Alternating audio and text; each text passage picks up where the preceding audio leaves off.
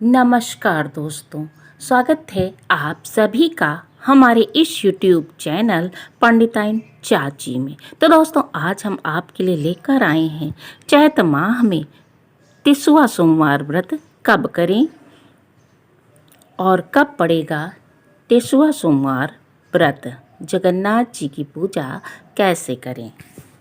ऐसी मान्यता है कि इन चारों सोमवार पर श्रद्धा के साथ व्रत रखने से सभी दुख दूर होते हैं। 30वां सोमवार में मंदिरों में भगवान की पूजा होती है। इस सोमवार की पूजा दोपहर के समय होती है। दोपहर के समय श्री जगदीश का दर्शन कर आने वाला हर प्रमुख व्यक्ति रखता है। फूलों की माला के साथ जौ, आम्र, मंजरी, टेसु के पुष्प चढ़ाने से इस व्रत में विशेष पुण्य फल की प्राप्ति होती है। इस दिन कच्चे पके पकवानों को बना करके उनका भोग लगाया जाता है। दोस्तों, चैत माह के चारों सोमवार को 30वां सोमवार कहा जाता है। इन चारों सोमवार को भगवान जगन्नाथ जी की पूजा की जाती है। इन सोमवार व्रत पूजन वही लोग करते हैं जिन्होंने जगन्नाथपुरी में भगवान जगन्नाथ के दर्शन किए हों। ऐसी मान्यता है कि अगर किसी के घर से कोई भी व्यक्ति कभी भी जगन्नाथ जी गया है तो पूजा कर सकता है। मगर दोस्तों, कुछ लोगों ने ये भी पूछा है कि अगर कोई जगन्नाथ जी नहीं गया तो क्या वो पूजा नहीं कर सकता है। ऐसा नहीं है दोस्तों, अगर सच्चे मन से पूजा की जाए तो यह पूजा कोई भी कर सकता है। ऐसा माना जाता है कि इन चारों सोमवार पर श्रद्धा भक्ति से व्रत रखने से सभी व्रत दूर होते हैं। चैत्र माह के चारों सोमवार को 30वां सोमवार कहते हैं। पीड़ितों के दुख दूर करने के लिए इस व्रत को सबसे पहले सुदामा जी ने रखा था। 30वां सोमवार में सबसे पहले दिन गुड़ से भोग लगाया जाता है। दूसरे सोमवार को गुड़ और धनिया से, तीसरे सोमवार को पंचामृत तथा चौथे सोमवार को कच्चा पक्का हर तरह का पकवान बनाकर भगवान को भोग लगाया जाता है। तो दोस्तों, ऐसी मान्यता है कि सबसे पहले जगन्नाथ जी का पूजन सुदामा जी ने किया था।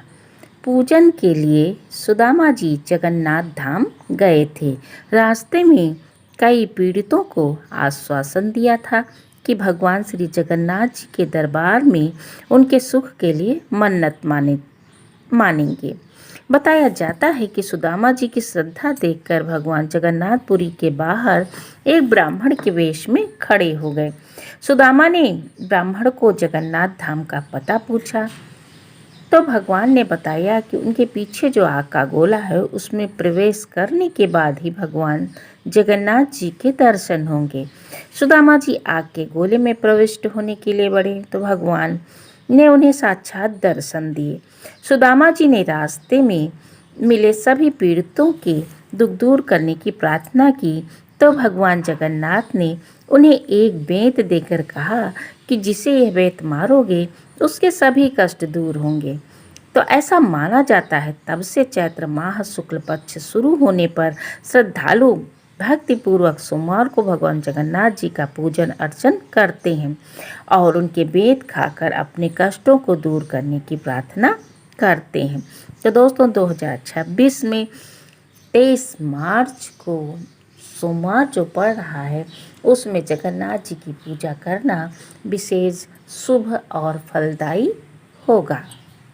घरों में जब जगन्नाथ जी की पूजा होती है तो वहाँ पर जगन्नाथ जी के प्रतीक फोटो रखी जाती है और धन धान के देवता भगवान जगन्नाथ जी की पूजा होती है।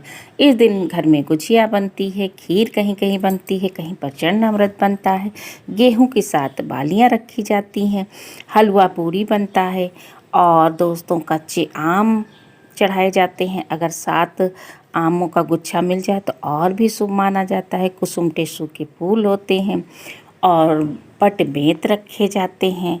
फूल जिनसे पूजा होती है, सभी चीज़ों को लेकर विधि विधान से जगन्नाथ स्वामी की पूजा की जाती है। मटकी भी इसी दिन भरी जाती है। एक मटकी ले करके उसमें पुए बाली सारा सामान जो भी होता है, पुआ पूड़ी जो भी पकवान बनते हैं मटकी में भरे जाते हैं। तो कैसी लगी जानकारी? अगर पसंद आई हो तो हमारे चैनल पंडिताइन चाची को लाइक शेयर सब्सक्राइब करना ना भूलें। और दोस्तों, हमारे चैनल पंडिताइन चाची पर जगन्नाथ जी की कथा पहले से ही पड़ी हुई है। धन्यवाद।